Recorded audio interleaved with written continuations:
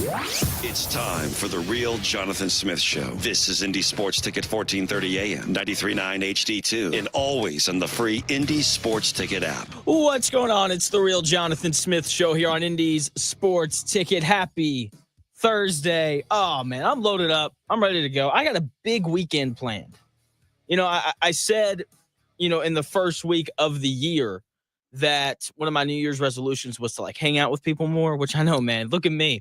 Just doing groundbreaking stuff over here. I'm actually hosting a whole bunch of people on Friday night, and I can't wait.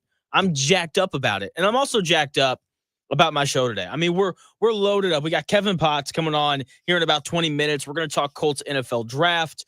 Jared Dubin of CBS Sports, he's going to join me at 11, where we're going to talk NFL playoffs. We're going to do a little bit of NBA stuff as well because he's a fantastic NBA writer. But I want to open the show with my first official Indianapolis Colts draft take, and it's rather simple.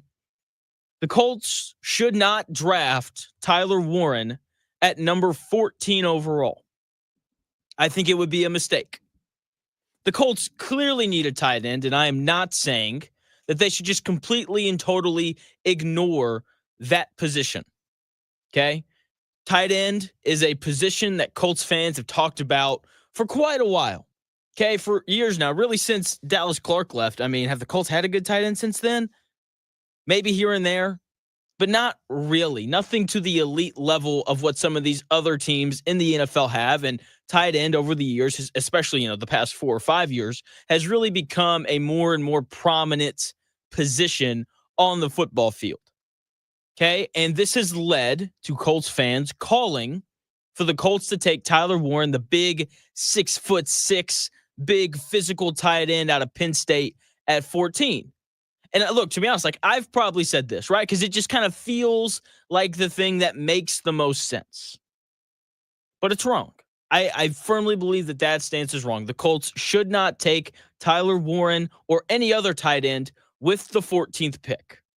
The Colts do not need a tight end taken at 14 overall because they are a run-first football team. And blocking tight ends are everywhere. The Colts have 7 of them on their roster. Okay?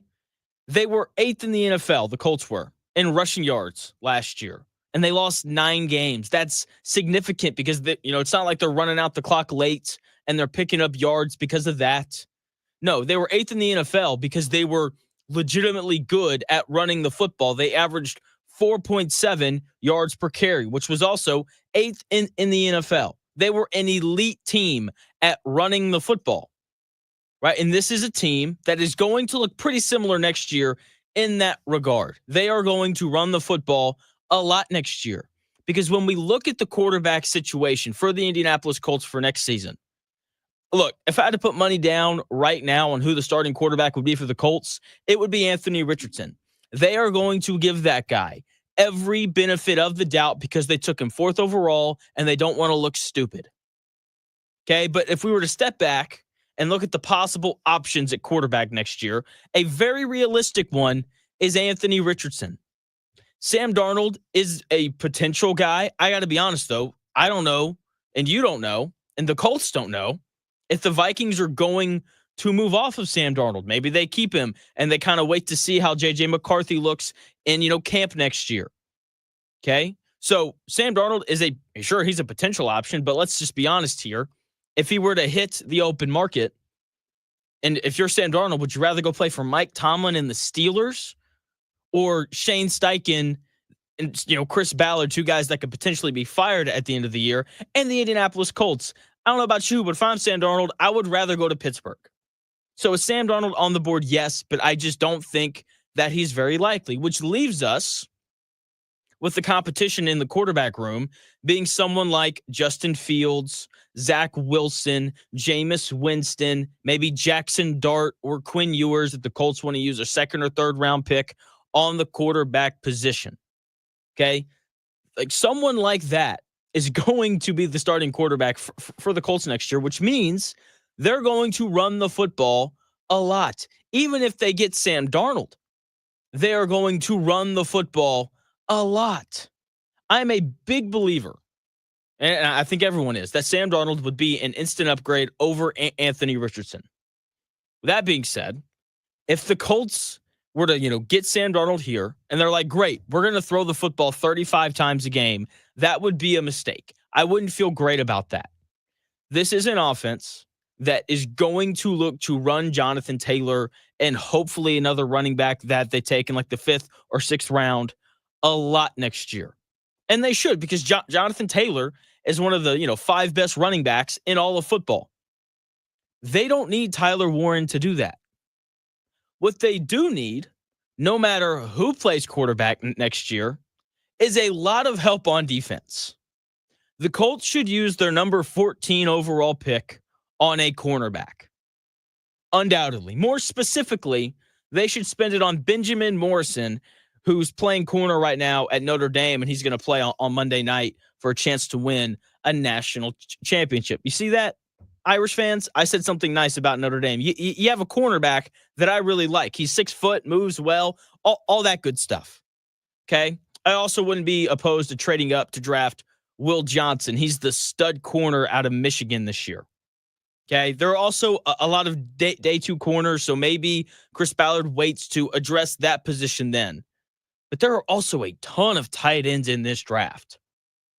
Okay, and I think that NFL teams, NFL fans, I think that they look at what Brock Bowers did in Las Vegas this year, and they just kind of equate, picking a tight end high in the draft to that. Look, that's the first time that's ever happened. He had the best rookie season of any tight end ever. And as great as Tyler Warren is, he is not Brock Bowers. Okay? None of these guys coming out at tight end are. Okay? Now, tight end is no doubt a need for the Colts. But they are going to have ample opportunity to take a tight end in this draft. Like, I'm telling you, the tight end room in this draft is deep. Colston Loveland out of Michigan. Mason Taylor out of LSU. Gunnar Helm from Texas. Harold Fannin Jr. out of Bowling Green are all going to be good options in this draft at tight end. And guess what? A lot of them will be available on day 2, 2nd, 3rd round guys. My personal pick from that bunch would be Mason Taylor. Say, well, Jonathan, why? First and foremost, he played at LSU, and it's just a requirement that if you play football at LSU, you are a freak athlete. He's also the son of NFL great, Hall of Famer, top 10 all-time in sacks, Jason Taylor, fins up. Okay? And something that I've just noticed really across any league, the NBA, Major League Baseball, the NFL, whatever it is, sons of players that played in the league tend to just get it a little bit quicker than the sons of guys that didn't. Like, I know that Marvin Harrison Jr., wasn't on the front page every, Monday after games on Sunday, but he still had a really good rookie season. And I'm willing to bet that part of that is because his dad, Marvin Harrison, was able to help him get ready and know how to practice and know how to do everything that comes with being an NFL player.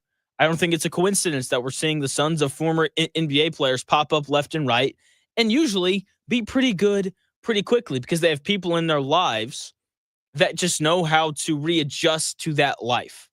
And I think Mason Taylor falls under the exact same thing. He's going to have a dad in Jason Taylor who helps him adjust to life in the NFL a little bit quicker than some of these guys whose dads didn't play in the NFL. So Mason Taylor would be my pick from that bunch, while Tyler Warren, big tight end out of Penn State, while he would be great, and if the Colts took him at 14 overall, I would not be upset because he's a good player. And part of me is just like, you know what, Colts, let's just draft good players. I don't really care what position they play because they just need good players. But the best decision for the Colts would be to take a cornerback and then take a tight end later. Okay, there are more good tight ends in this draft than there are good corners.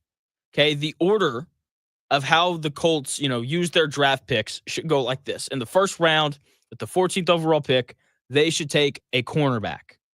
With the 45th pick in the second round, they should take a tight end. Okay, you can grab a Gunnar Helm out of Texas or someone like that with that pick.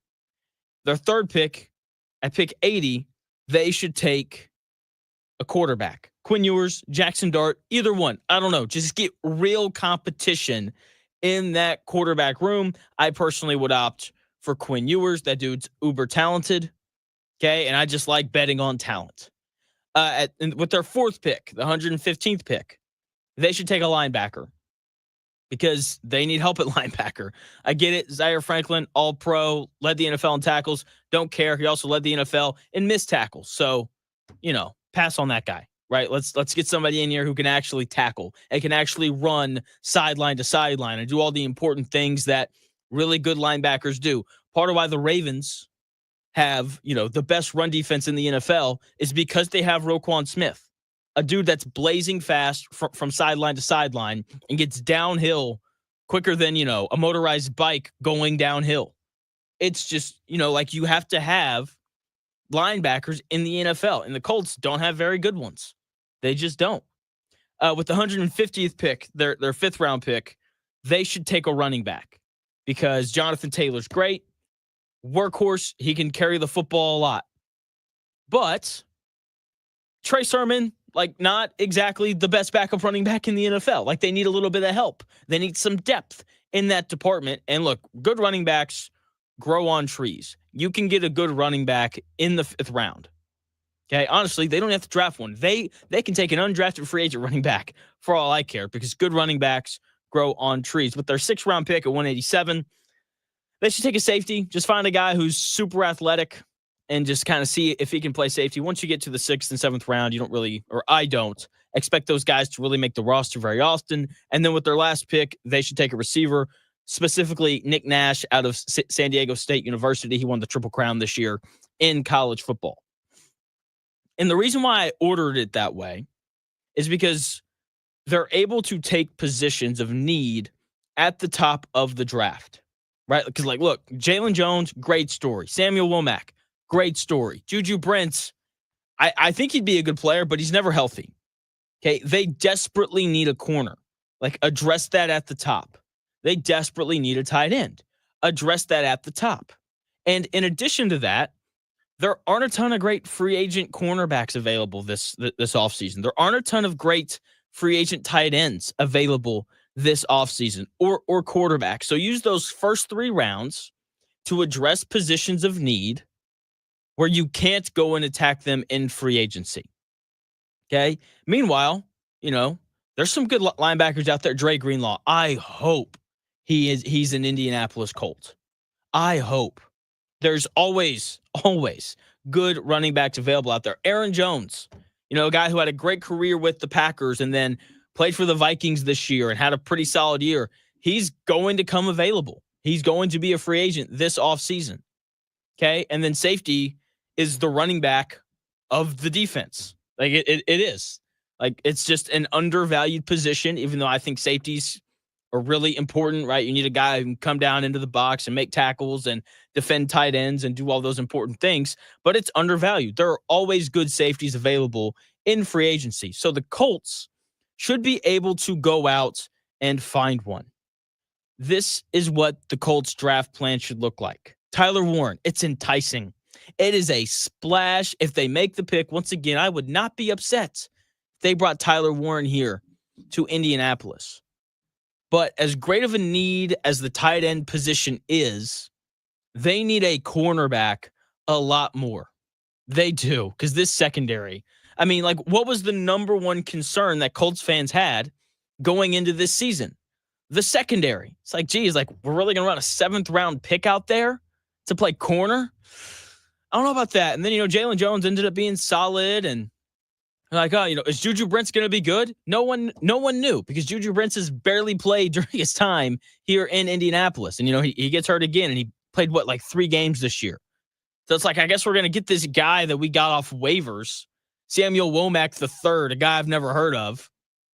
He showed up and he was all right. But I wouldn't call it the biggest game, but in the biggest loss, let's call it that, in the biggest loss of the Colts season this year, the secondary failed them. They couldn't guard Malik Neighbors. They couldn't. Drew Lock threw for 345 or whatever it was, 300 yards and 4 touchdowns on this secondary. Like, it is absolutely apparent that they need to address spots in the secondary. I think that they can address, safety and free agency. Corner, not happening. You need to draft a corner in the first round. Pair him with Juju Brents or Jalen Jones. Probably Jalen Jones, because Juju Brents is going to get hurt on like the third day of camp. So, because that's just the way that things go for them. So that's my big take on the Indianapolis Colts and the NFL draft. Do not take Tyler Warren. Take a corner, because that is what they need.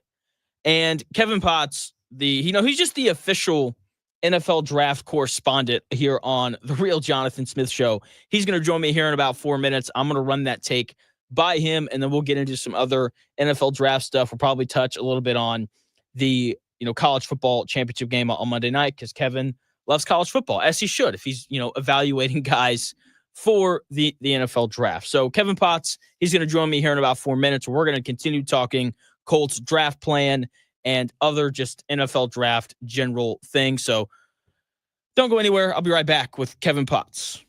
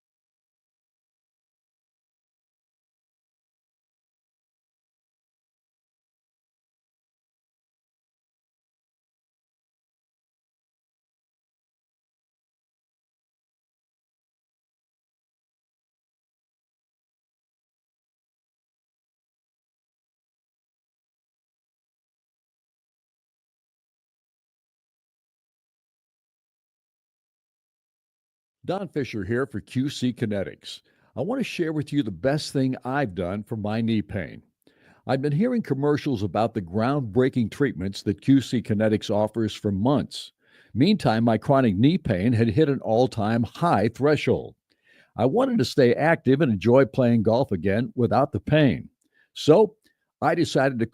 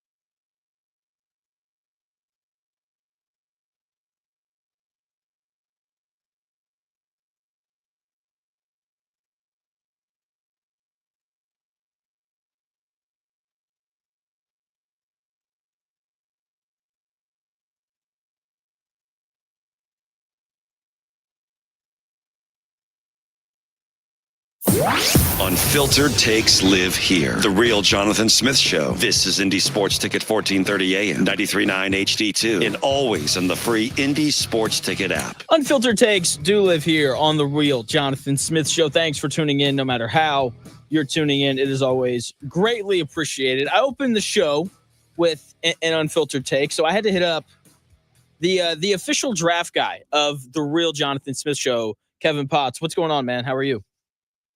I'm good. Football every day here in January, getting through some draft prospects as we go here, so can't complain.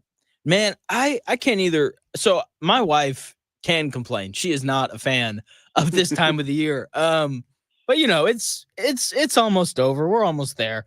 So I was checking out your Substack last night, Kevin Potts, NFL and NFL draft breakdowns, and I saw that you've got like player profiles coming out. Do you have a big board yet? No, I'm only about 15 to 20 full reports done. So once I get to about 50 full ones, where I've done rechecks throughout the 2024 season, then I'll probably put out like an official big board. But I do have a general idea of kind of where guys slot for me, even if they're not fully evaluated. How long does it take you to write all these? Because I remember last year when I found your writing, I was like, there's like 400 of these player profiles. How long does it take you to like watch the film and write your thoughts on all these guys? I'd say it probably averages around like 4 hours. It can go up and down depending on the player. When we get a little bit closer to the draft, some guys get some more accelerated write-ups and film reviews.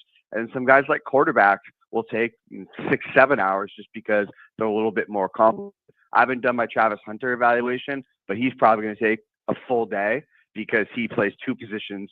So I'm going to have to watch like 14 games to get through him. Jeez, that's just crazy. Joined by Kevin Potts, who clearly works harder than everybody. He's joining the show. He's the writer of the Kevin Potts NFL and NFL Draft Breakdown Substack. He also has a YouTube channel, K Potts NFL, if you want to check that out as well. So, Kevin, I opened my show today. I had my first like official Colts draft take, and I think I'm in the camp of the Colts should absolutely not take Tyler Warren at 14. He's not Brock Bowers, great prospect, but he's not that level. And there are several other good tight ends in this class, as we've highlighted before. I would take a cornerback, more specifically Benjamin Morrison out of Notre Dame. What are kind of your thoughts on that? Yeah, I'm all the way in on that take. We've talked about it a couple times on the show, the depth of this tight end class. I think there'll be some people to argue Tyler Warren's not even the best tight end in this class. A lot of people really like Colson Loveland out of Michigan. But there's options around 2, 3, and 4 to go get the type of player that the Colts need. I really like Benjamin Morrison. I had a pure first-round grade on him out of the summer. He obviously got hurt, so it probably won't change that much. He's just going to have to check out medically. Hip injuries are something that's really, really scary. I think if he checks out medically, he should be a locked-in first-rounder, but that would be the only concern for him. And then if you're looking at another guy, Siobhan Marvell out of Eastern Carolina, he's also coming off an injury. So the talent's there if you want to go corner. It's just going to come down to medicals, which I don't unfortunately have access to. So the combine's going to be big for both those guys. How high do you think Will Johnson is going to go? And would it be worth the Colts making an attempt to trade up and draft him? I love him. I think he's a bona fide top 5 player in this class. I think he'll probably be somewhere in the top 10. It really kind of depends what goes on with quarterbacks this year because they're not very good, but we know how it goes with that position and where they're going to get bumped up. But I think he's going to go somewhere in that 5 to 10 range. I wouldn't bat an eye if they traded up to go get Johnson, but I also do think corner is a class that has some pretty decent depth. So I think, especially knowing the Colts, they'll probably stay put. But I don't think it's the type of class you really have to go all out to go find a corner in the first round because there's plenty of options after that. That makes sense. Joined by Kevin Potts, writer of the Kevin Potts NFL and NFL Draft Breakdowns Substack. You mentioned quarterbacks and how we talk or more like teams talk themselves into them every single year. And this class is interesting. Like some people have like a round 2 grade on Shooter Sanders. I believe that you said that you do, but it seems like he's going to go in the first round. Cam Ward's probably going to go 1 or 2 overall. We'll kind of see what ends up happening with the Titans and the Browns. The interesting thing for me is Quinn Ewers and Jackson Dart. I think Quinn Ewers is really easy to talk yourself into. Like, the dude is clearly very talented. Jackson Dart's a little more mobile. It's tough for me to kind of get a read on him because of the offense that he played in at Ole Miss, a lot of RPOs and not as much like traditional drop back game. What do you kind of make of those two guys, and what would be too high to take them? I frankly don't really love either. I think both guys are obviously physically talented, but they have operated in college offenses that do a ton of stuff in terms of putting the guardrails up for them. And their tape is just really not that good when they are forced to play out of structure.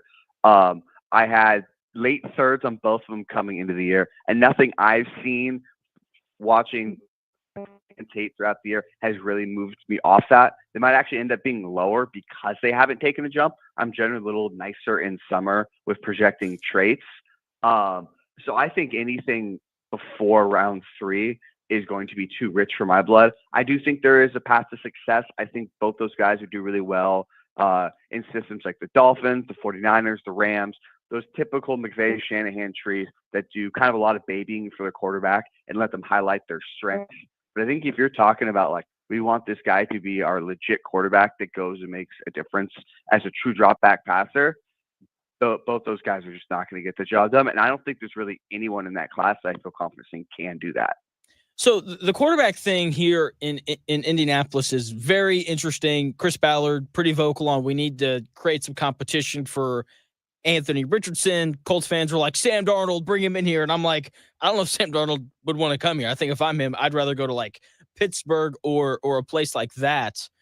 Would it be worth the Colts taking a Quinn Ewers or Jackson Dart in the 3rd round to create that competition with Richardson? Yeah, I think if you're going round 3, I'm fine with it. I'd be nervous if you're using more of a top 50 pick on them. But that round 3 range, given the quarterback situation and needing to get some guys to compete with Richardson, betting on those tools works. I do think guys like Dart Ewers can work in Steichen's system too. Obviously, we saw what Gardner Minshew did a couple of years ago. I think he can create a system around both of those guys that plays to their strengths. Even if I'm not overly confident, I don't think it's impossible that one of those guys could be a low-level starter if taken in the 3rd round. I just don't have a lot of faith in either of those guys being a franchise. But if you get a low-level starter in the 3rd round that you can work into your scheme, I think that's fairly good value.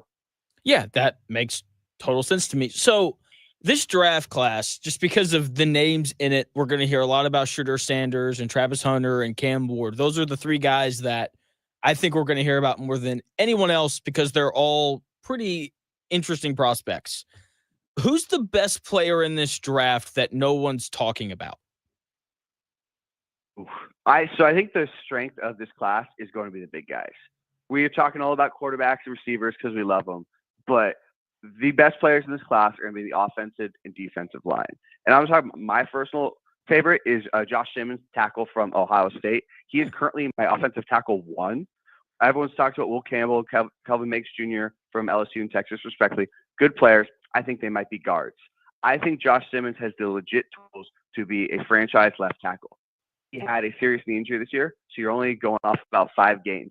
So there's a little bit of a projection here. But he took a massive jump from his junior year to this year. I think he reminds me a lot of Christian Darrisaw, who's been fantastic when healthy for the Minnesota Vikings. I just don't think you could see a lot of guys at 6'5" that move that way and have that pass protection upside. So he's the dude I bet on. I think he should be a top 10 pick, but given some injury concerns and just the depth of his tackle class, I don't know if he lands there, but he's my guy early in this process that I'm planting my flag on. He's the one who tore his ACL in the Oregon game, correct? Yep. Okay. Joined by Kevin Potts talking NFL draft. So for me, I have a name. I'm going to butcher it because I'm terrible at names. Ooh-wee. Tetairoa McMillan out of Arizona. Like, the whole Ryan Williams, Jeremiah Smith conversation this year was a lot of fun. But when people are like, I think, one of those 2 guys is the best receiver in the country, I'm like, oh, so you're not staying up late to watch Arizona play? Because McMillan, I think, is an absolute stud. I think he's going to be a real legit wide receiver 1 really quickly. What are kind of your thoughts on him? Yeah, I love T-Mac. He is looking like he's going to be my number one wide receiver, not named Travis Hunter, because obviously that is a whole different animal in itself. My comp for him was Drake London. He's super big. He is a 6'5" dude, massive wingspan, excellent at the catch point. He moves pretty well for a dude of his size. He's pretty fluid. He's always going to have some trouble like big guys do, just getting in out of his cuts and beating some man coverage. But I do think he is a smooth athlete. I think he can play inside and outside. He's really good against zone coverage. The biggest thing for him that is kind of holding me back, I have a late first on him, but at top 10 grade, I see a lot of other people have, is he needs to get bigger. A lot of people kind of toss around some Mike Evans comps, but he's about 35 pounds smaller than what Evans is. About 213 pounds is not very big. He's young. Like, he just turned 22. He can definitely add some strength to that frame, but he gets pushed around a little bit more than you'd like from a 6'5" dude because he's kind of upright and a little leaner. So bigger DBs can get hands on him and kind of ruin his route timings. I do think if he can add some strength and work on his hands, he can get there. There's just a little bit of growth I still think he needs to do, but he's probably going to end up being my wide receiver one in this class because you can't teach 6'5" with that wingspan and those movement skills. That's exactly right. Something that I'm just curious about how you evaluate players. I think two guys in this draft class that I'm pretty fascinated by, and I think a lot of Colts fans are as well, is Nick Nash from San Jose State, who won the Triple Crown this year, and Harold Fannin Jr., who's another awesome tight end in what is an incredibly deep tight end class this year. They're non-power 4 guys. So I guess, how do you evaluate them? Because obviously, like, if you see, a receiver create separation from, like, a Notre Dame DB, like, that's impressive. But, you see a guy separate from Miami, Ohio, it's like, the guy plays at Miami, Ohio. So I guess, how do you evaluate those non-power 4 players? Yeah, it can be tricky sometimes. And this was an issue with Mitchell from Toledo last year. Obviously had a great rookie year with the Philadelphia Eagles. Are you just a really good corner because you're dominating MAC play or because you're actually physically talented? Part of it, combine really helps. You really like to see these guys combine, the Senior Bowl, the Shrine Bowl, so they get some of those reps against bigger competition. And then you just have to kind of watch more games because, yes, you're beating MAC opponents. But if you do it 11 games out of 11 games, there's something there. You're clearly the best player at that competition level. And then there is just a kind of a little bit of a faith. When you watch 100 prospects every single year, every single summer, you kind of get a general feel of what these guys are supposed to look for. And the more you watch, the more you can kind of tell, okay, this guy was just probably dominating because this competition level isn't very good versus, okay, this guy looks like previous players I've seen who've gone on to do good things from this level. And it also just depends on the schedule. Fannin, luckily, we got some good tape on him this year. He played Penn State and Texas A&M. So you have two really big games that he played well in that you can look at. But yeah, for some of these guys like Nash, who maybe don't play at the highest level, or even Ashton Genty before we got to the playoffs, are you just dominating some of these smaller schools? It can be tricky, and there is a little bit of a leap of faith in your evaluation skills. And a lot of that just kind of comes with experience until they get to these all-star games and the actual process to see how truly athletic they are. Joined by Kevin Potts, writer of the Kevin Potts NFL and NFL Draft Breakdowns Substack. So so Anthony Richardson being here in Indianapolis it's really interesting. And I'm just kind of curious, are there any prospects like him, not necessarily at quarterback, but just guys where it's like, this guy hasn't played a lot, but he's just a huge athlete who seems to have all the tools to play whatever position he does play? Is there anyone like this in this draft class?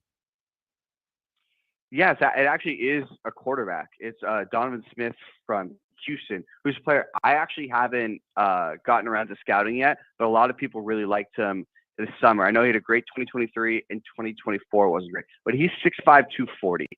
So it's another player that is just a massive individual. Obviously, all the talent in the world. He's huge, got a big arm. He can move like the wind, but the quarterbacking part is kind of the issue. So I'll have to dive into him to give like more of a take on him, how I view him. But in a weak quarterback class, everyone's looking for something right now. And with a lot of stuff at the top that's just not that great out there with his traits, you could maybe see a team take a flyer on him in like the 4th round as opposed to late day 3, just because we need quarterbacks in this class so badly, man. So I guess I'm kind of curious now, like what made Anthony Richardson the 4th overall pick? Like, he was a consensus, this guy is going to go in the 1st round kind of guy. Whereas, this guy from Houston, or even, Milton from last year, like Milton was a 6th round pick, and he's a big dude with a big arm who can move. And this guy out of Houston's a big dude with a big arm who can move. I guess like what makes Anthony Richardson the 4th overall pick versus these other guys a 4th round pick or a 6th round pick? It's usually pocket presence. It's even though you have some accuracy issues and you're maybe not the most consistent down and down, you are willing to stand in that pocket. You keep your eyes up. You're willing to climb and navigate. You don't panic. You know you are 6'5", 235 with a 4.4. Obviously, there is some element to that where they do tuck and run. But I think some of these really talented guys, like the Miltons and such, they're one read and go because they've always been the most talented player in the field, and they can do that at the college level. Richardson obviously has that to an extent because he is crazy talented. But what sold so many, including myself, on him as a first-round quarterback was that ability to work in the pocket. I didn't feel like he got sped up. I feel like he did a really good job trying to progressions, even if he was wrong at times, even if he missed some throws. The process from a ground up of what he looked like as a true drop back quarterback was really intriguing to go with the skill set. And it's also, unfortunately, the thing that has kind of fallen apart for Richardson at the NFL level is he doesn't look confident in the pocket like he did at Florida, which is what sold so many people on those trades at that age. That makes sense. Joined by Kevin Potts, writer of the Kevin Potts NFL and NFL Draft Breakdown Substack. Who do you like on Sunday, the Ravens or the Bills?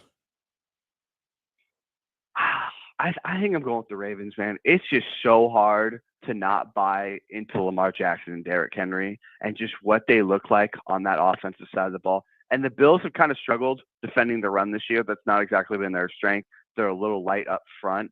So it's really hard for me to bet against them. And then that defense has not been perfect, but looked a lot better since Kyle Hamilton moved to the secondary. So I'm just going to keep betting on them. They're the team I would like to also go to the Super Bowl just because I love watching this entire roster construction, and Lamar Jackson's just playing the best ball of his career right now. That's totally true, and it's a completely fair point. But Josh Allen is also playing football that day. The counter for both teams. You can pick either team and go Lamar Jackson or Josh Allen, and that's why I'm so excited for this game because it's hopefully it's going to be awesome with these two guys playing quarterback. I just hope it lives up to it. Like, if Lamar Jackson comes out and he delivers another, playoff stinker, which he's done a few times now, it's going to be so disappointing. I just want awesome. Like, I hope the final score is like 42-38, and it's Lamar Jackson and Josh Allen throwing the ball for like 350 yards apiece. That's what I want. A ton. Yeah, I mean, you're hoping for that Bills Chiefs game from a couple of years, yes. Part 2, right? Where it's just back and forth and haymakers. And the discourse next week's going to be horrible, no matter who wins, no matter how it goes. But I'm just hoping that we get a really good game on that Sunday afternoon to really cap off a really good weekend of football. Because this past weekend wasn't exactly the best from game to game. Yeah, you're exactly right. It's almost like there's too many teams in the playoff. I don't know. Would you be more surprised if the Rams beat the Lions? Or excuse me, if the Rams beat the Eagles or if the Commanders beat the Lions? Oh, that's a tough one. I think I'd be a little bit more surprised if the Commanders beat the Lions just because the Lions have been there and done that. I generally trust them in these type of games.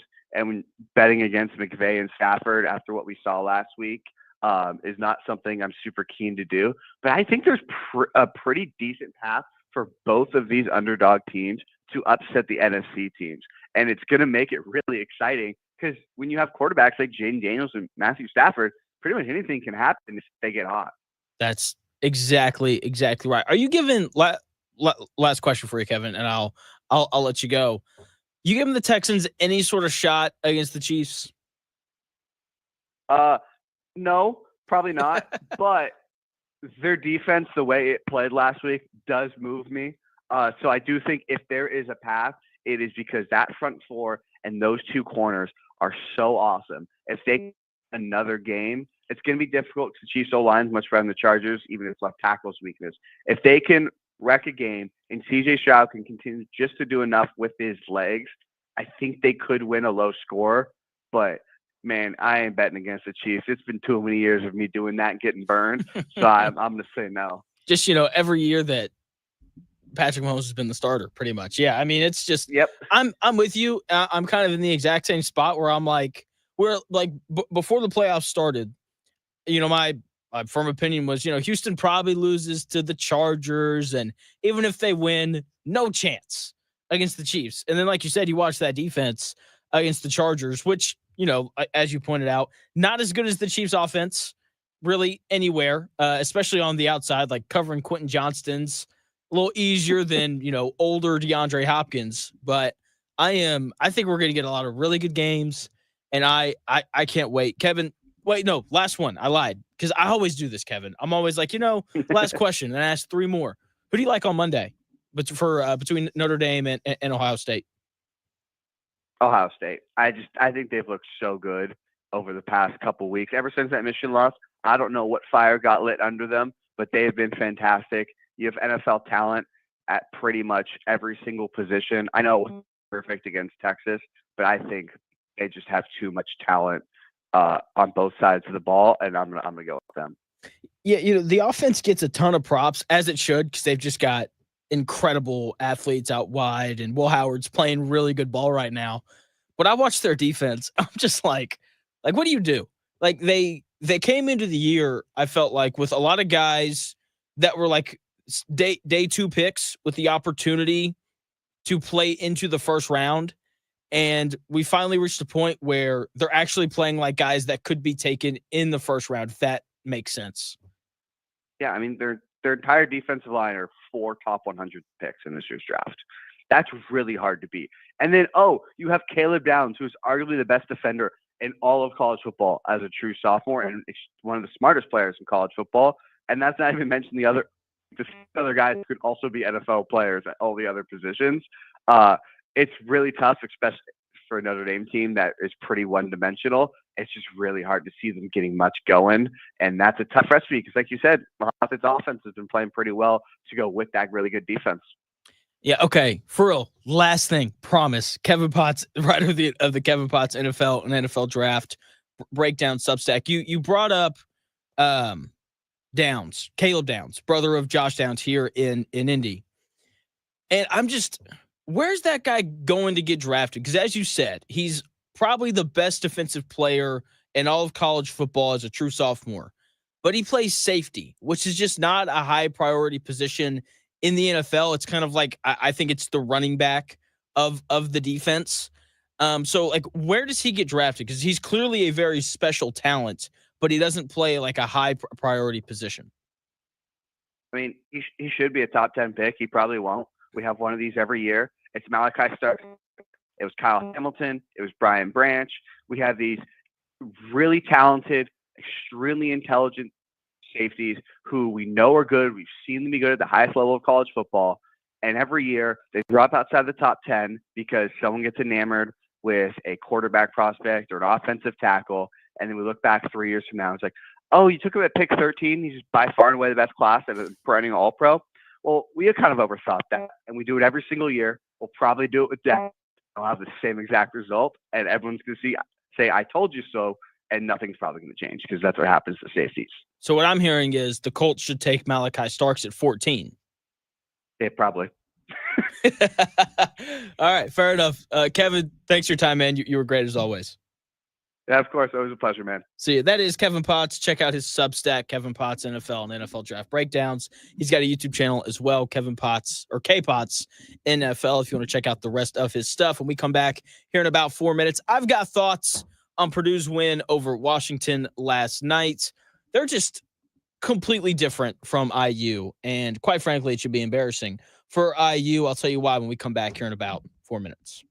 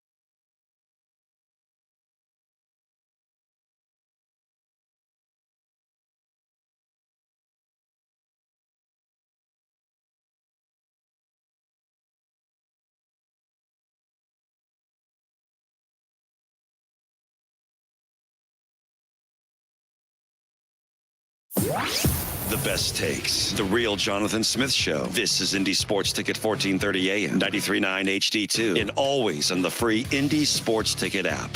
What's going on? The real Jonathan Smith Show here on Indy Sports Ticket. Big thanks to Kevin Potts for coming on the show, talking a little NFL draft with me. We're gonna get into a little bit of hoops, and then coming up here in about 10 minutes, Jared Dubin, NFL writer over at CBSSports.com. Also, just some NBA stuff on his own. He's going to join me here at 11.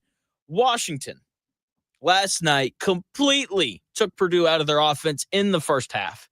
And, they did exactly what I think every team should do against Purdue. They blitzed ball screens consistently, and it threw everything off. They're forcing the ball out of Braden Smith's hands. And then, Fletcher Lawyer's got it, and he's like, I don't know how to run the offense. And then it's like, here you go, Trey Kaufman-Renn. And then Trey Kaufman-Renn's like, thanks. And then he turns the ball over. It was just, it was brutal. I mean, Washington did a great job of throwing Purdue off of their offensive rhythm. Purdue didn't make a three in the first half. Couldn't tell you the last time that happened. And something just as crazy, almost just as crazy, is they only took 6 threes in the first half. Okay, Purdue is excellent at moving the ball and shooters moving around and getting open and then taking and making the threes. And they didn't take them, and they didn't make any of them in the first half last night. It was a lot of Trey Kaufman-Renn, but the issue is he wasn't good. He had more turnovers, 4, than shots made, 2. This is brutal. Braden Smith didn't play up to his standard. Part of that is because of how Washington defended him. He and Caleb First led Purdue in scoring in the first half. The issue is they both only scored 6 points. Fletcher Lawyer didn't score in the first half, only took 2 shots. Purdue turned the basketball over repeatedly 7 times. Washington did a great job just mucking it up in the first half. Okay? We saw one of the issues with Purdue this year, and it's when the ball is forced out of Braden Smith's hands, like they just break offensively. It's really weird because they have guys who have been around and are older and have been in that system. It's not like they're forcing the ball out of his hand and CJ Cox is running the offense, a freshman. No, it's like going to Fletcher Lawyer or some of these older guys who have been around. And so that's kind of concerning. Okay. It's really concerning. I mean, when Washington got the ball out of Braden Smith's hands, the offense looked terrible. The good news for Purdue is they did something really important. They found a different way to win. They found a way to stay in it. They were only down 7 at the half. They scored 22 points in the first half. 22 points, and it's because they didn't make a three, and they turned the ball over 7 times. Meanwhile, Washington made 4 of their 10 threes in the first half. They outshot Purdue pretty greatly. Like that is a 12-point difference from beyond the 3-point line, and they were only up 7. Speaks to the interior defense that Purdue played last night. Like, to shoot as poorly as Purdue did and turn the ball over as much as Purdue did and only be down by 7, it's an absolute blessing for Purdue last night. And then they come out in the second half, and Purdue's like, you know what? We are ranked, 17th in the country. Maybe we should start playing like it. And then they did, and then that was it. I mean, like, I tweeted like 2 minutes in, I was like, this is going to get ugly. And it did. They hit a couple threes. They went 3 of 7 from 3 in the second half. Trey Kaufman-Renn started finishing around the rim. Braden Smith turned back into the point guard maestro. Fletcher Lawyer hit a couple shots. They continued to play just elite defense. They turned Washington over 17 times, 12 of those like live ball turnovers, right? Like, they defended at a high level, and that's why they won. In a game where they shot terribly and Washington shot 41% from 3, Purdue won by double digits on the road. That would never happen to Indiana. Never. Like, in order for Indiana to win, things have to go perfectly. If you make things tough on Indiana in the slightest, you will beat them. Okay? Because they just don't have the grit that Purdue does. They just don't. They are nowhere near as resilient as as Purdue is, right? And it's a large part of why Purdue wins a lot of games. It's why they win close games, and Indiana doesn't. It's why they make the tournament and they go on runs in the tournament, because they're just a really tough team. and they find ways to win when things don't go perfectly. Okay. Also, Caleb First last night, great game. They put him in the starting lineup, and he just played really well. He defended the rim, didn't miss a shot, 4-4 from the field, 15 points, 4 steals, and a block. Purdue is really starting to kind of come together. Meanwhile, Indiana continues to just fall apart. Meanwhile, you got Purdue out here surging, winning a game on the road by double digits where they shot like 20-something% from three, and Washington shot 41%. Just really, really impressive win from Purdue last night. Hopefully we get an impressive Pacers win. Hopefully we get impressive NFL playoff games on Sunday. Jared Dubin of CBS Sports, NFL writer for them, he's set to join the show coming up here at 11 o'clock. We're going to get into the NFL playoffs, and we'll probably talk a little bit of basketball as well because he's a fantastic basketball writer. Jared Dubin joins the show here in 5 minutes.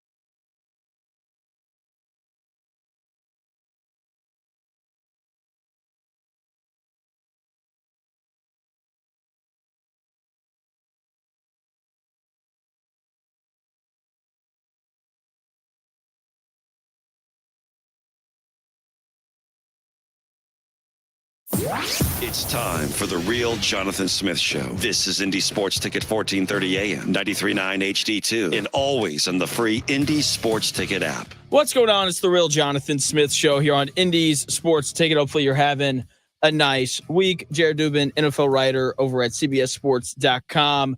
Also covers basketball on his own time over at lastnightbasketball.com. Jared Dubin, he joins me now. Jared, what is going on, man?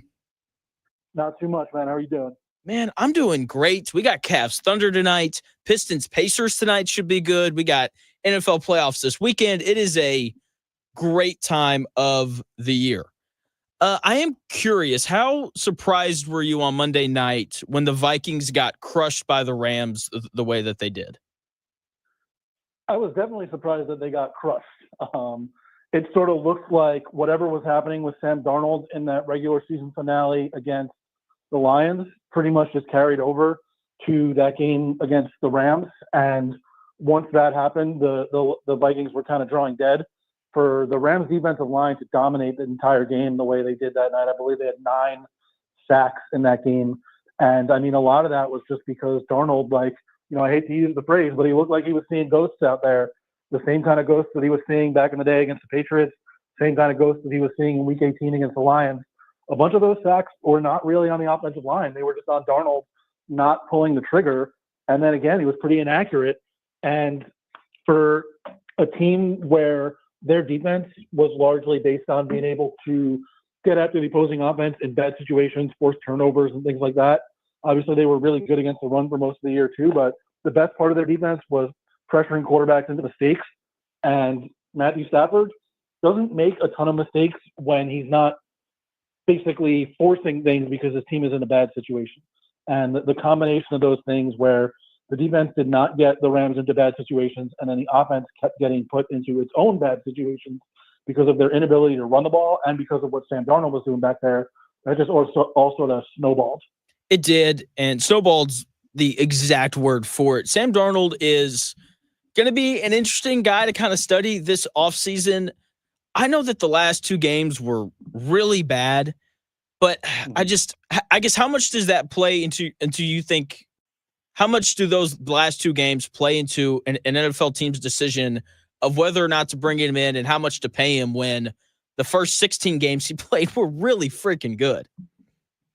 Yeah, I think that it will probably affect how much to pay him more than an NFL team's willingness to bring him in. I think if you're looking for sort of a bridge kind of starter, he's probably still the best guy out there, at least among the quarterbacks that are going to be free agents this offseason.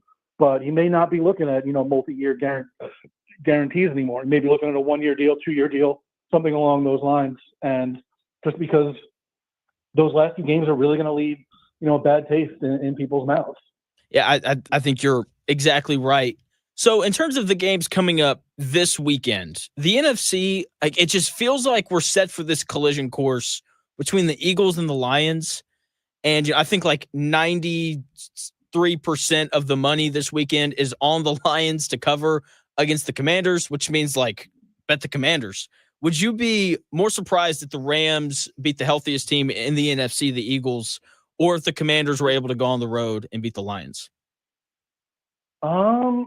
I think I might be a little more surprised if the Commanders were able to do it, just because that Lions offense is fully healthy and Washington's defense does not seem like the kind of unit that is really going to stop them. And I think we've seen throughout their history, the Rams, especially with Sean McVay and Matthew Stafford, they can beat pretty much anybody. It's a matter of if they show up and play like their best selves. And Philadelphia's defense and their secondary has been really good throughout the year. Puka Nacua is basically unstoppable at this point. I don't know how you deal with him. Cooper Kupp obviously is not the same option that he's been for the last several years. But, I mean, if Stafford and Nacua get their connection going, they can score with anybody. And we just saw last week that their defensive line can hold up really well. I mean, I think it's just a matter of if the Eagles are able to sort of squeeze the game like they've been able to do against so many teams this year and just sort of, constrict until Saquon breaks a big play or A.J. Brown breaks a big play, and then they're able to sort of control the clock and run things out. That seems like the best way for them to win at this point. Can they do it against the Rams? Obviously, but I give LA a better chance just because it seemed like more of a two-way team than Washington does.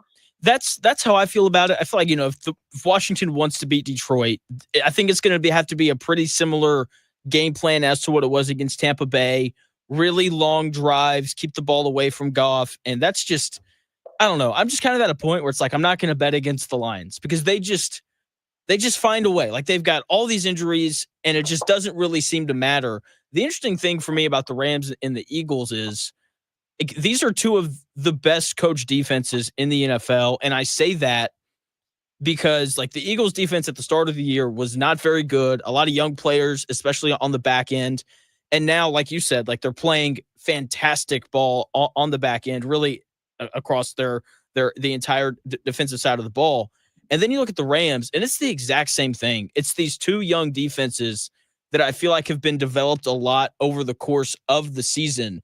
And because of that, like I can't wait to watch that game. Speaking of development and guys getting better, have we ever seen a rookie quarterback play as well as Jaden Daniels has this year? I think you'd have to go back to guys like, Dak Prescott, Justin Herbert. Those are some of the best rookie quarterback seasons that we've ever seen. Obviously, Daniels has won a playoff game, which neither of them did. Although if you remember that Cowboys-Packers playoff game back in the day, the Cowboys went down by a bunch against Aaron Rodgers, and Dak brought them all the way back to tie the game, and then Rodgers had that throw to, I think it was Jermichael Finley, maybe? Yeah. That just like an absolute frozen rope down the sideline to get them like a 50-something yard field goal to win the game, which was completely ridiculous.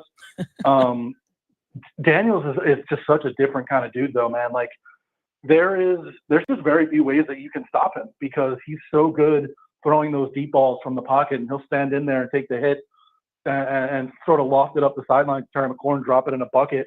And then, people love to compare running quarterbacks to Lamar Jackson. For the most part, it's ridiculous. But the way Daniels moves and the way he sort of bobs and weaves through traffic and is able to, not quite as well as Lamar, but really well, avoid big hits is just very, very similar to me. It is. They also look like they're both skinnier, taller guys. And I think you're exactly right. The way that they move in and out of guys is just, it's really, really impressive. You brought up the Cowboys. And so you being a Cowboys fan, I have to ask. Oh, God. The coaching search, like the Jason Witten rumors are, I feel like kind of wild. Deion Sanders, probably not, but maybe. How do you feel about? You said what? Yeah, look, this is also predictable that I actually predicted it last offseason that they would be talking about Jason Witten and Deion Sanders this offseason. I predicted it earlier in this season. I predicted that what looks like is happening right now was going to happen, where they're talking to two minority candidates from outside the organization, and Robert Saleh and Leslie Frazier. And then the news just broke like 5 minutes ago that they're interviewing Kellen Moore. And I would not be surprised if those were the only 3 interviews they did, and then they hired Kellen Moore, because this is what they do. They come in and they know exactly what they're going to do. Last time around, they talked to Marvin Lewis and Mike McCarthy and hired Mike McCarthy. Now you have to talk to 2 minority candidates from outside the organization. They're doing that. And then their other interview request so far is Kellen Moore. And honestly, I'd be pretty surprised if any other interview requests came out.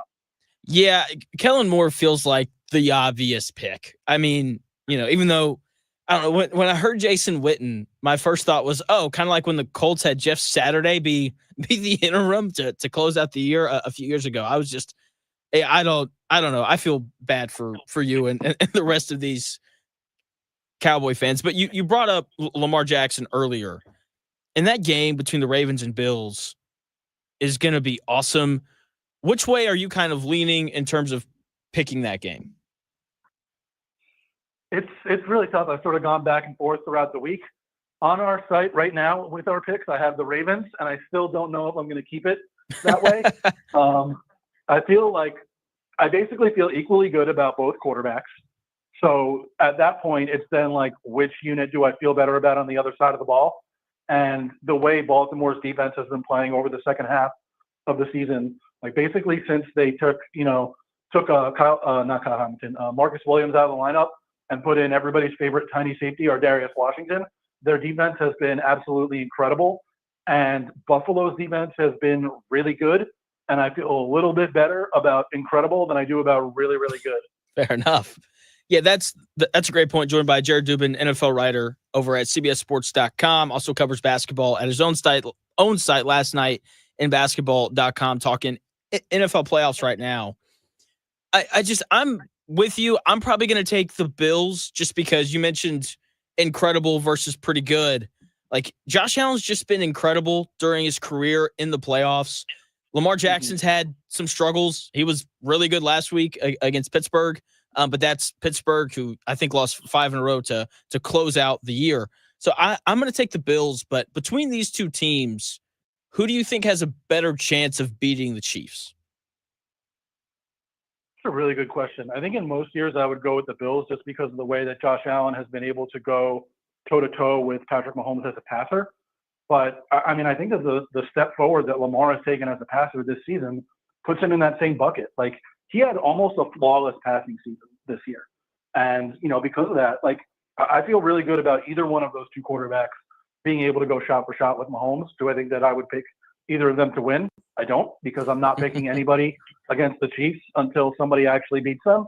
But I feel really good about both of them. Like, I don't feel necessarily better about one than the other. Yeah, I think that's kind of, I don't know. I think I'd probably lean Bills because I've at least seen them be close. Like watching what the Ravens did against the Chiefs last year. It's just, I don't. Do you think the Ravens are better this year, or do you think the Ravens are better this year than they were last year? I do, because I think their offense is better. The defense obviously was like arguably the best in the NFL last year. I don't know if it's at the same level this season, but I think as long as they have Zay Flowers back healthy, the optionality that they have in their offense this year and just the way Lamar is throwing this year, like Lamar last year was arguably the best player in the league. I think Josh Allen also was arguably the best player in the league last year, and you could have easily picked him for MVP last year too, same as this year.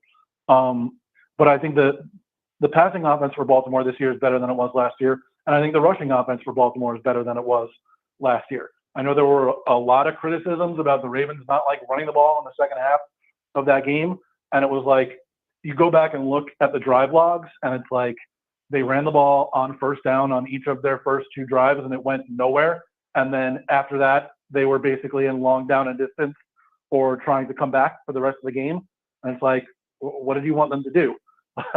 Run the ball on 2nd and 12 one more time? That was really going to make a difference in that game.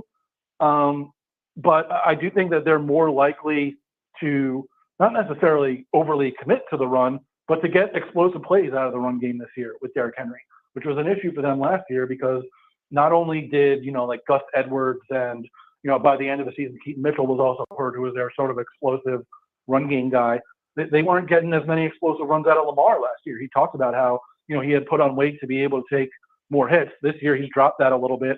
Plus, Derrick Henry is like the biggest home run hitter at running back that we've seen in a long time. Yeah, Derrick Henry at 31 doing what he's doing is absolutely insane. And you're exactly right. Like, they're just so much more explosive on offense. I can't wait for this game. I just hope it's not a dud. Like, I'm going to be so. I can't imagine it being a dud. Those guys are so good. Like, both quarterbacks are so good. Both defenses are so good. Both teams are so well coached on both sides of the ball. Like, if this game is a dud, I feel like it'll be because the defenses have dominated and people will think it's a dud because it's low scoring. Like, I can't see it just not being a good game. Yeah, that's fair. That's true. Like, someone would have to get hurt or something bad like that would have to happen, even though. Let's not even put that into the air. Let's not put it into the air. Like, we can't have it. You're right. And that'd be awful. But even if I got to be honest, I love games between two good quarterbacks that are defensive struggles. Like if the final of this game was like 24-20, I think I would enjoy that more than like 42-38. I would probably enjoy 42-38 more, but I know exactly how you feel.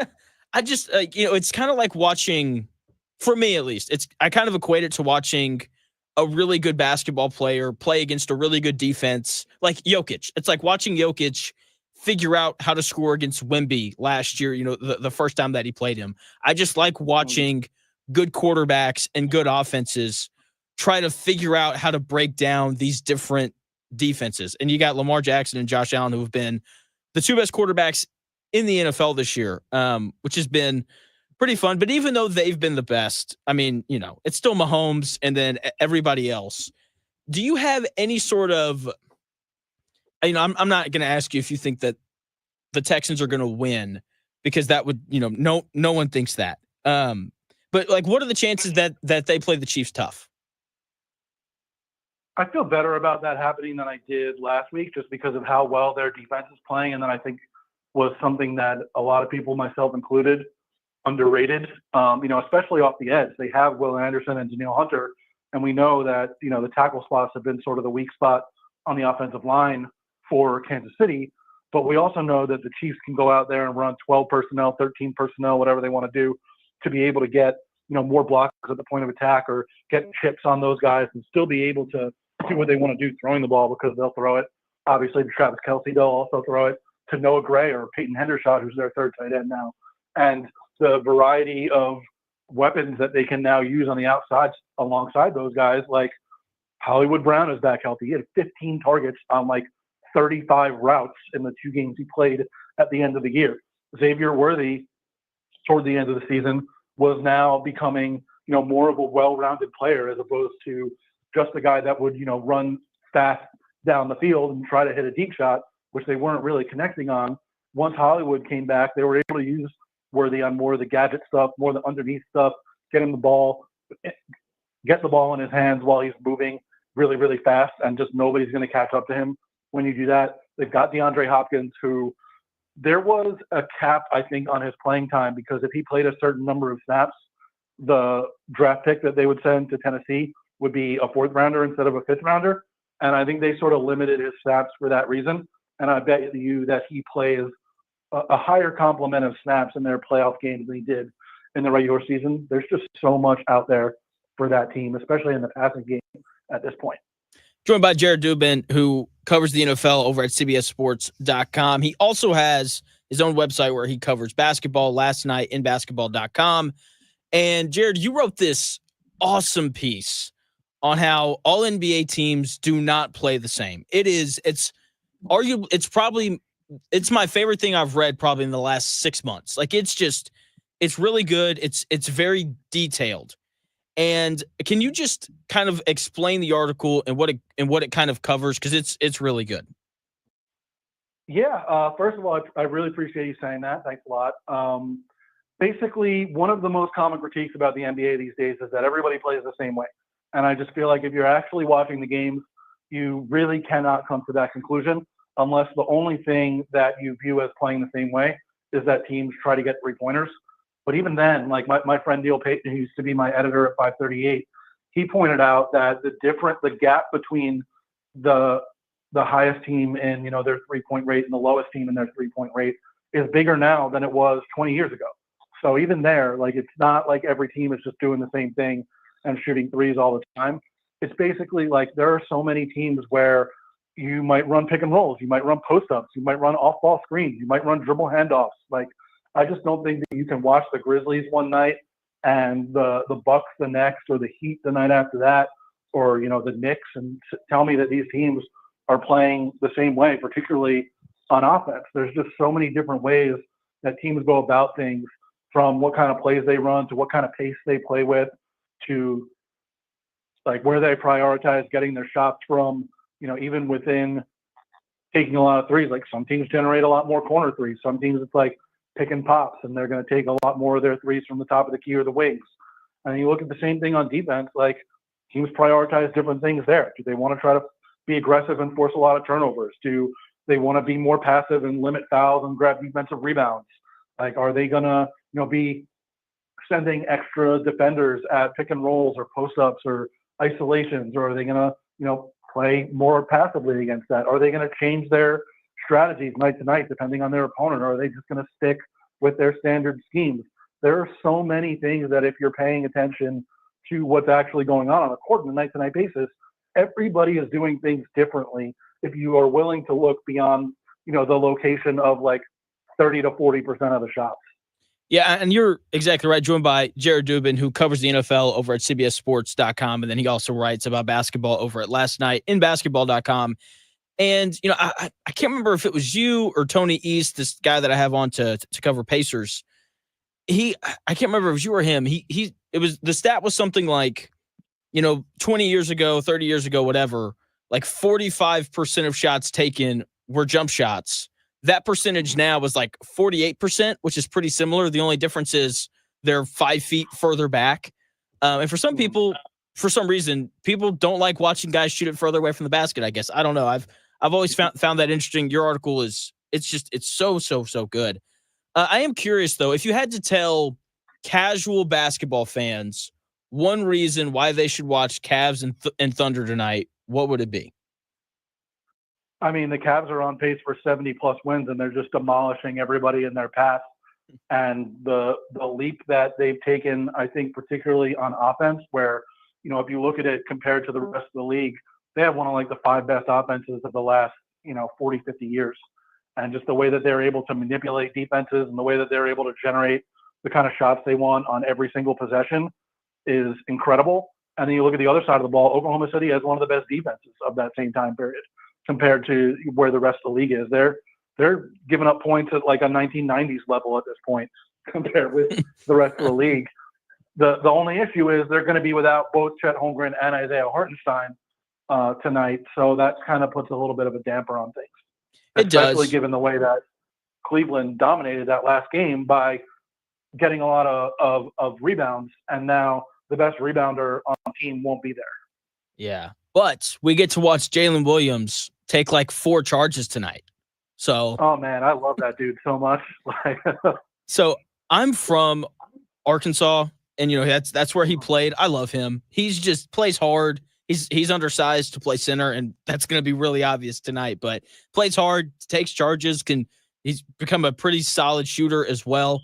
That game tonight is going to be awesome. And I had Tony East on earlier in the week, and we were talking about the Cavaliers because the Pacers played them, twice in the last 5 days. Mm-hmm. And we were talking about Donovan Mitchell and this Cavaliers team. Do you think Donovan Mitchell's been the best player on this team so far this year? I do. I mean, I think you can make an argument for him. I think you can make an argument for Evan Mobley. I think you can make a not quite as good argument for Darius Garland or Jared Allen. But for me, it's been Mitchell. I think that he's carried over some of the things where in previous seasons he's gotten off to a really fast start too, especially the 2 seasons that he's had in Cleveland. But I think he's sort of taken things to a little bit of another level and carried them over for longer, where in the last couple of years he would start off hot for like 6 weeks and then sort of cool back down. And that has not really happened so far this season. I think he's making better decisions with the ball. I think that he's getting to his spots as well as he ever has in his career. The kind of dribble combinations that he can put together and the vision that he has now as a passer and just the willingness that he has to give up the ball and trust that it's going to come back to him, or even if it doesn't, that making the right decision will open things up for him on other possessions. It's just he's playing as well as he has in his whole career.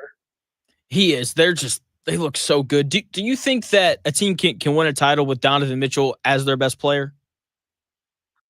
I would say that I'm very much of the opinion where, given a certain level of talent, you can win a title with almost anybody as your best player. What it takes is the right surrounding talent and the right breaks of luck along the way. Like, people don't like to admit it, but the biggest factors in who wins are, in order, talent and luck. Like, you got to get injury luck. You got to get the right luck in terms of the opponents that you face in the playoffs. Like, there are very few things that impact winning more than luck. And so for me, yeah, like, we've seen how good they are this season. This is a team that's on pace to win 70-plus games. Like, you don't do that by accident. Teams that have been as good as the Cavs this deep into the season, it's like all of them have gone to the finals, essentially. And, like, more than half of them have won the title. Does that mean it's actually going to happen? Obviously not. We can still see, Boston beat them, or we can see Oklahoma City or whoever comes out of the Western Conference beat them. But they're really, really good. I definitely think they're good enough to win. And if you get the right breaks along the way, that's what's going to put you over the top after having the requisite talent on hand. Joined by Jared Dubin, who covers the NFL over at CBSSports.com, also covers the NBA on his own time over at lastnightinbasketball.com. So I think that there's a pretty consensus opinion that the three best teams in the NBA are the Cavaliers, Celtics, and Thunder. I think the fourth team for me would be Memphis. Are they the fourth team for you, and how far away are they from kind of being in that group? Yeah, I think that the next teams are probably like Memphis, Houston, maybe the Knicks, depending on the night that you see them. I feel best, I think, about Memphis of that group just because of they're one of the few teams top 10, both offense and defense. And I think they are the best argument of if you want to watch one team that will definitively prove that not everybody in the NBA plays the same way, please go watch the Grizzlies. They are playing such a different brand of basketball than everybody else in the league. And they're able to do that because of the just ridiculous wealth of talent and diversity that they have on their roster. Like Ja Morant and Jaren Jackson Jr. and Desmond Bane are sort of the foundational pieces, but they can put basically any combination of players on the floor with those guys. They could go big, they could go small, they can play fast, they can play slow. There are very few defined weaknesses there that are stylistic. Like they can play any way. The big issue for them, which is one of the reasons why they play so differently than everybody else, is Ja is basically the only guy that can create off the dribble for himself and others. Everybody else is sort of like a solo creator and not an elite one. So they run a ton of dribble handoffs. They run a ton of off-ball screens. And, instead of having just Ja at the top of the key and running a bunch of pick and rolls and everybody else standing around, they get everybody on the move all the time. But against the best defenses in the playoffs, when everybody's set, it's really, really hard to be able to get into that kind of offense. And, you can be slowed down in the half court. Joined by Jared Dubin, NFL writer for CBS Sports, also covers the NBA at lastnightinbasketball.com. Two more questions for you, and I'll let you go. What are the chances the Suns move a star before the deadline? How willing do you think Bradley Beal is to waive his no trade clause? Like, that's what it depends on. I can't see them moving Devin Booker. I think that even if it might be a better idea for them in terms of the future of the team, I can't really see them moving Kevin Durant. And then it basically just comes down to, like, where do they decide to send Beal, and is he willing to go there? Yeah, I don't think Beal cares as long as he's going to get paid. That's just the kind of guy I feel like he is, even though I would love it if Durant got sent to Houston. Durant and Houston on that Rockets team, I think, would be so much fun. I think Durant anywhere is a lot of fun. He's just like the most malleable superstar that we've ever seen. There is nobody that he doesn't fit with just because of, like, the guy is 7 feet tall, one of the best shooters in NBA history, and can create at an elite level off the dribble, and has become like a ridiculous backside rim protector over the second half of his career. He's just incredible. He is. He's probably my second favorite player ever. Just love watching him play. Last question for you. As long as Reggie Miller isn't first, I'll accept that. You said what? As long as Reggie Miller isn't first, I'll accept that. No, so I grew up a Mavs fan, so I love Dirk. Like, that's my guy. I've got a signed jersey. It's framed. My wife won't let me hang it up anywhere, so it just sits in the closet. But sorry to all the listeners in Indiana, but I will not have any of this Reggie Miller nonsense. I'm from New York. That's fair. That makes sense. Last thing for you, and I'll let you go. Jimmy Butler, I'm so intrigued by what's going to happen with him. Obviously, he gets suspended. I think he's got one more game that he has to sit out, and then he comes back. He obviously wants to be traded, but that's really hard to do now with all the new rules. What do you think winds up happening with him? It's going to end badly. It always does with Jimmy Butler. It always does in almost every situation, really. But, we've seen sort of scorched earth on his way out of every place he's been in his career. Ended badly in Chicago, ended badly in Minnesota, ended badly in Philadelphia, and it's ending badly here in Miami. Whether that means he's going to be able to get the trade that he wants, I don't know. I do not think that Pat Riley is going to care at all about where Jimmy says he wants to go or where his agent tries to direct the trade discussions. But the teams that are interested in trading for him might care about that. So I could see it lingering until the deadline and just everything being really uncomfortable, but ending badly is the way I would say I see it ending. Yeah, that's exactly right. Jared, thanks for your time, man. As always, you were great. Thanks for having me. I appreciate it. Have a good one. You got it. That is Jared Dubin. You can check him out on Twitter at JADubin05. Does a great job covering the NBA and the NFL. You can read his NFL stuff over at CBSSports.com, and you can read his NBA stuff over at lastnightinbasketball.com. When we come back here in about 4-ish minutes or so, the Pacers, they play tonight against the Pistons. My thoughts on that game and a good problem that they have right now.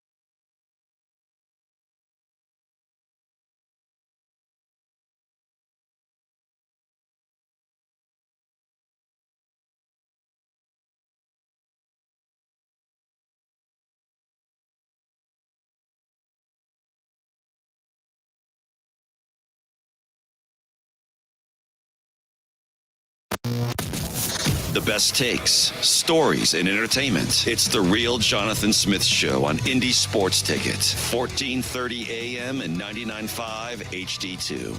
The Real Jonathan Smith Show here on Indy's Sports Ticket. Hopefully you've had a nice week. Pacers play tonight against the Pistons, and I can't wait for this game. I think it's going to be absolutely fascinating. This game's important for both teams. The Pistons are good. They'd be better with Jaden Ivey, but they're still good. Cade Cunningham, really good player, former number 1 overall pick. He should be an all-star.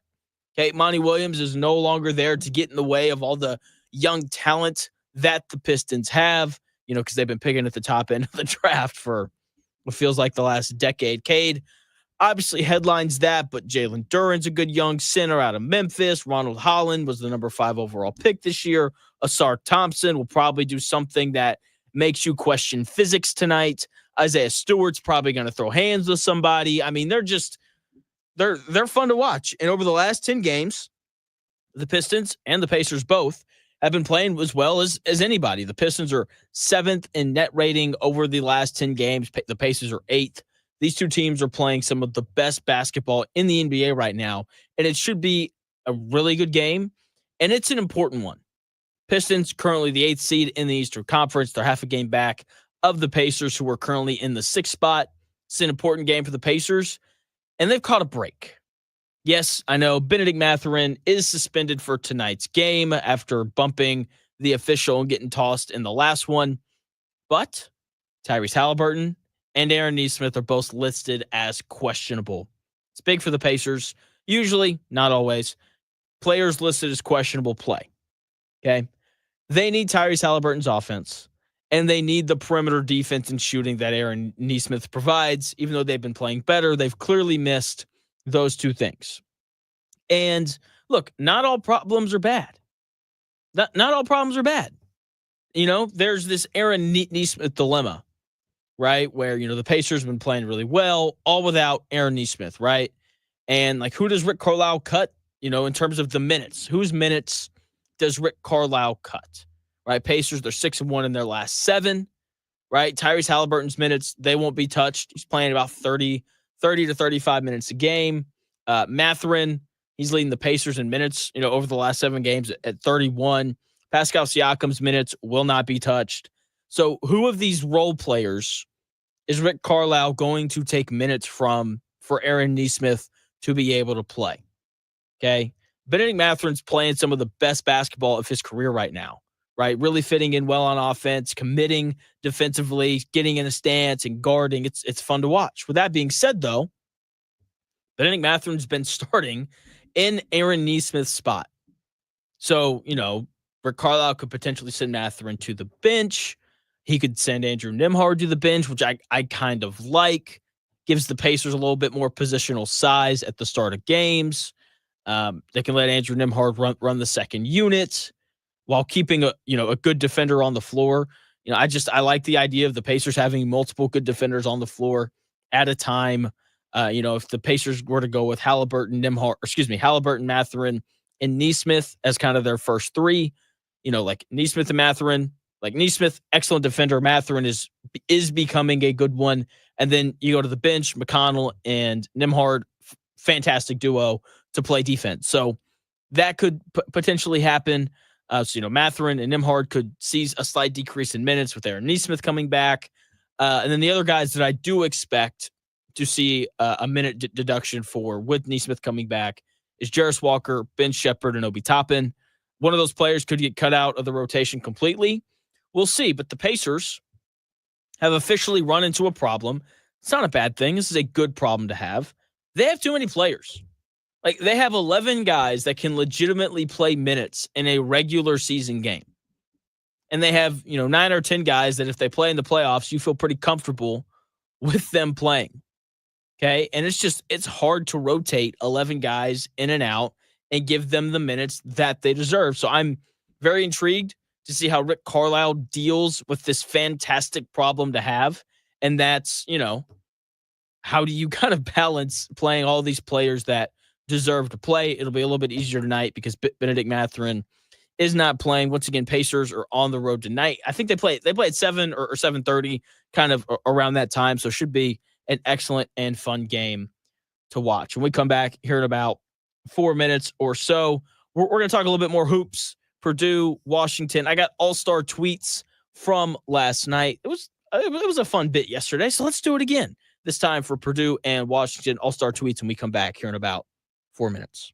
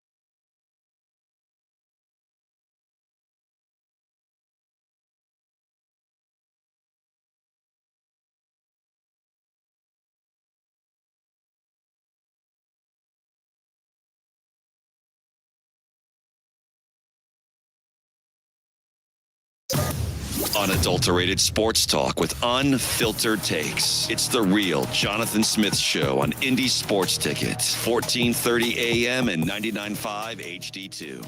What's going on? The real Jonathan Smith Show here on Indy Sports Ticket. Hopefully you've had a nice week so far. Capping it off tomorrow with a nice Friday. And then Monday, it's MLK Day. Some of you guys are off. Hopefully you have a nice long weekend. I had a great time last night watching Purdue.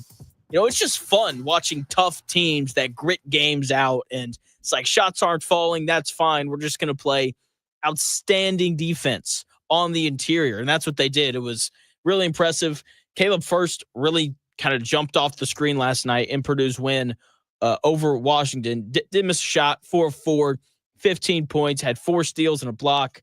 Like Purdue is really starting to come together. Meanwhile, Indiana's just falling apart, which is, you know, kind of funny. Anyway, I did this thing yesterday. I called it All-Star Tweets for the Indiana versus Illinois game. And today, I'm going to do the exact same thing. All-Star Tweets, Purdue versus Washington edition. 3 tweets that, you know, jumped off the screen. I was like, that's funny, that's interesting, or that's just true. So we'll start with the first one. At Walker I141 tweeted, I get the color commentator's a former Pac-12 guy. You don't have to be an expert on Big Ten teams. Do a little prep to your broadcast. Purdue is such a fast-playing team. Bro, next thing you're going to say is Iowa football is known for their explosive passing attack. Basically calling out the announcers. This is not the only call-out of the announcers that we got last night. But seriously, like, Purdue plays at a slow pace, played at a slower pace last night as well. They take their time, and they consistently get good shots. It's why they scored 47 points in the second half. It's why they're arguably either the best or second best, you know, offensive team in the Big Ten, right? They move the ball. They tend to make good, smart decisions. They didn't in the first half. That's why they scored 22 points, because they turned it over 7 times. And it leads to good looks, right? That is what they do. I don't know who was calling the game last night, but, you know, we need to do just like a little bit of research, okay? You know, they love to slow it down, throw it into Kaufman-Wren. They did that a lot last night, and, you know, it ended up them winning. What's crazy about, you know, the announcer on the broadcast last night saying that Purdue is such a fast-playing team is that that's not even the worst, most inaccurate thing that he said. Okay? At Boiled Sport tweeted, quote, better athlete than you'd think, Braden Smith. More on the broadcast last night. Yeah, I mean, look, I love Braden Smith. He gives me hope that I can be like a super effective basketball player because he's smart and he can shoot the ball and he handles it well. The one thing, though, that he is not, at least compared to other Big Ten athletes, he's not a great athlete. Like, he's not jumping out of the gym. Okay, like, I don't know if you watched them play Auburn, but the athleticism of Auburn overwhelmed him. It's a large part of why they lost that game by as much as they did. Okay, now he's quick. He can go by guys, all that good stuff. You know, he's probably the player of the year this year, right? That's what he's been playing like here as of late, but great athlete. He's not that. Last one that I want to highlight. I almost highlighted my own because I called it pretty quick. I got a tweet from Moneyline Mafia. It says, live Purdue Moneyline, it's a lock. Okay, easiest bet of the century. Easiest one, right? They came out in that second half, Purdue did, and they looked like, you know, one of the 20 best teams in the country, which they are once again this year. You know, they were quick to every loose ball. The defensive intensity was up. The ball movement was better. I felt like they started their offense differently. Like, I didn't track this, so this could be off base, but it felt like they didn't start their offensive sets with a ball screen for Braden Smith.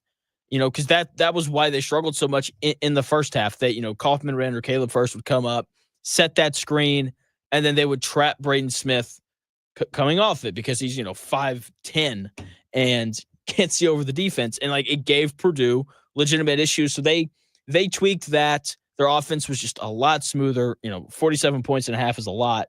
It's almost 60. And, yeah, it was just way smoother. That was a really easy bet to make last night. Hopefully you made it. I tweeted about it. It was, you know, like I said, an easy bet. to make. Another thing that I want to cover today, this is my first official draft take. The Colts should not take Tyler Warren at 14. Okay, there's a lot of, calling for the Colts to draft Tyler Warren with the 14th overall pick. And I understand the stance. Like, the Colts need a tight end. Okay, I'm not saying to completely ignore that, but I am saying that they don't need to take him in the first round. The Colts should wait until the second round. And in the first round, the Colts should take a cornerback because they desperately need a cornerback more than really, I think, anything else. Like, obviously, they need a tight end, but there's a lot of really good tight ends in this draft class. There are. And I think that when you look at the Colts and the way that they play football, the way that they played this year and the way that they're going to play next year, like, the quarterback play is not going to be great next year, whether it's Anthony Richardson or Sam Darnold or fill in the blank with whoever. It's not. Like, this is going to be a team that once again relies on their ability to run the football. Okay, and tight ends are great. Tight ends are important. I know that we want a receiving tight end here in Indianapolis. That being said, that is not their biggest need. Okay, like, if you're going to run the ball as much as the Colts did this year, and as well as the Colts did this year, 4.7 yards per carry, that's the 8th best mark in the NFL. They ran for the 8th most yards in the NFL this year. I think that the Colts need to pair that rushing attack with a good defense. I expect for the Colts to invest heavily on that side of the ball this offseason in the draft and in free agency. So with the Colts' 14th overall pick, they should take a cornerback out of Notre Dame. Benjamin Morrison, he got hurt, still a really good player. Had Kevin Potts on earlier in the show just to talk about him. A lot of great tools and, all the buzzwords that come with drafting corners, were said: fast, quick, tall, long, all those things, right? And so would love it if they took him. And then you can take a tight end in the second round. There are a lot of good tight ends that are going to be available at pick number 45 when the Colts make their pick. Okay, because tight end is undoubtedly a need, right? I'm not saying that the Colts need to ignore that position. I'm just saying use your 45th pick on it, not your 14th. Okay, guys like Colston Loveland out of Michigan, there are some sites that are going to have him as the number 1 tight end in this class. Okay, he can block. I think he's a little more fluid when he moves than Tyler Warren, whereas Tyler Warren's just like big, I'm going to box you out and go get it. He's more, not calling him this guy or even comparing them, but Tyler Warren is more Rob Gronkowski, whereas Colston Loveland's a little bit more Travis Kelce, just the way that he moves, right? Mason Taylor out of LSU is going to be a guy probably on the board at 45. Gunnar Helm from Texas, that dude's a beast. Would love it if he landed here. Harold Fannin Jr., if you want to know how good he is, he played at Bowling Green. Just ask Penn State and Texas A&M because he tore both of them up. So there's going to be several day 2 tight ends available for the Colts to take to address that need. My personal pick from that bunch would be Mason Taylor because we don't need any more children in the Colts locker room. Okay, Mason Taylor, son of NFL great, Hall of Famer, top 10 all-time in sacks, Jason Taylor, fins up. Okay, sons of men that played in the NFL or in the NBA or whatever, they just get it a little bit quicker than the sons of guys that didn't. Okay, I think that this is a really normal thing because Mason Taylor is going to be able to go to, his dad, Jason Taylor, and be like, hey, I'm trying to figure this thing out. Like I'm trying to figure out how to make this switch and figure out the lifestyle. And Jason Taylor's going to be like, oh, just do this. Like, I think part of why Marvin Harrison Jr. had a pretty successful rookie season, was he as great as we all thought? No, but still, had a really good rookie year, is because like his dad's Marvin Harrison. And if there were issues in like how to prep for games or, how to learn the new install of the offense or whatever it was, like Marvin Harrison Jr. can just call his dad and be like, hey, like I'm struggling with this thing when you were coming into the league. How did you deal with it? Right? Those guys that are sons of players and have, were in NFL locker rooms when they were kids, like they just get it a little bit quicker. And Mason Taylor's a really good talent out of LSU, catches the ball well, very athletic, all of those things. And, like the Colts have some children in their locker room. Like Zaire Franklin's got a really loudmouth and Anthony Richardson, tons of issues there, right? And I just think that it'd be really nice if the Colts drafted a kid whose parents played in the league and can help him with that transition and to not be a problem. Okay, so Mason Taylor, that is the tight end. If I was the Colts that I would take in the second round, I'd go corner in the first, quarterback in the third, Quinn Ewers, Jackson Dart, either one of those guys. Like, let's just get real legitimate competition in that room for Anthony Richardson. Let's apply some pressure to him, not make him think that the job is just his and he can be lackadaisical about it. All right. Like, they've got to send a message this offseason. Take a quarterback, a guy like Quinn Ewers, a guy like Jackson Dart, take a flyer because the talent is there. Are there some things that you're going to have to figure out? Of course, because, if everything was figured out for them, they wouldn't be third or fourth round picks. But that's what I would do. We'll see what they do. I would address a lot of the other defensive issues, running back as well, probably in free agency or later on in the draft because, there's a lot of good running backs. There's good linebackers available this year in free agency. So, you can address that there. Colts need help at safety, but safety is the running back of the defense, right? Like, it's an undervalued position. And so you can find them in free agency and those different types of things. So that's going to do it here at the Real Jonathan Smith Show. Thanks for taking the time out of your day to check out the show. I really appreciate it. I'll be back on the air tomorrow from 10 to noon. The Dan Dockett Show is lined up and ready to go all day from noon to 3. Should just be a blast, right? We got a pretty solid lineup today. Jake Diebler, head coach at Ohio State. Indiana plays them on Saturday. He's going to join the show at 12:30. We got another guest at 1 and then someone else at 2. I don't remember. So thank you once again for taking the time out of your day to listen. I'm back on the air tomorrow from 10 to noon. You can watch on Twitter. Follow me there, __ Jonathan Smith. You can watch right here on the Indie Sports Ticket YouTube channel. Head over there and subscribe, or you can listen on that Indie Sports Ticket app or on 14:30 a.m. I will talk to you tomorrow from 10 to noon. The Dan Dockett Show comes your way here in 5 minutes.